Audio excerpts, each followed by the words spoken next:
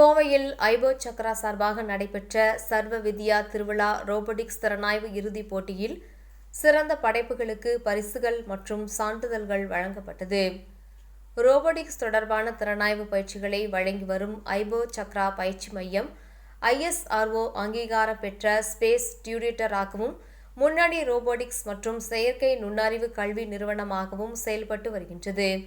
இந்நிலையில் பள்ளி மாணவ மாணவிகளின் ரோபோட்டிக்ஸ் திறன்களை ஊக்குவிக்கும் விதமாக ரோபோட்டிக் சாம்பியன்ஷிப் என்னும் தேசிய அளவிலான ரோபோ சயின்ஸ் போட்டி தமிழகம் உள்பட பல்வேறு பகுதிகளில் வெவ்வேறு சுற்றுகளாக நடைபெற்றது. இந்நிலையில் சுற்றுகளின் அடிப்படையில் தேர்வு செய்யப்பட்ட போட்டியாளர்களுக்கான இறுதிப் போட்டி கோவை இந்துஸ்தான் கலை அறிவியல் கல்லூரி வளாகத்தில் நடைபெற்றது.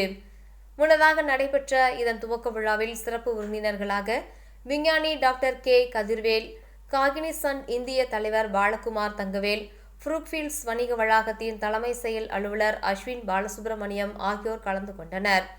வயது அடிப்படையில் ரோபோட்டிக் கால்பந்து, robo strategy game, robo golf என 3 பிரிவுகளில் நடைபெற்ற போட்டியில் 15 சிறந்த அணிகள் இறுதிப் போட்டிக்கு தேர்வு செய்யப்பட்டு மொத்தம் 45 அணிகள் இறுதிப் போட்டியில் பங்கேற்றன. இந்துஸ்தான் கல்லூரியில் நடைபெற்ற பரிசளிப்பு விழாவில் ஐபோ சக்ரா நிறுவனத்தின் நிறுவனர் அருண் மற்றும் இணை நிறுவனர் சுஜாதா ஆகியோர் தலைமை தாங்கினர்.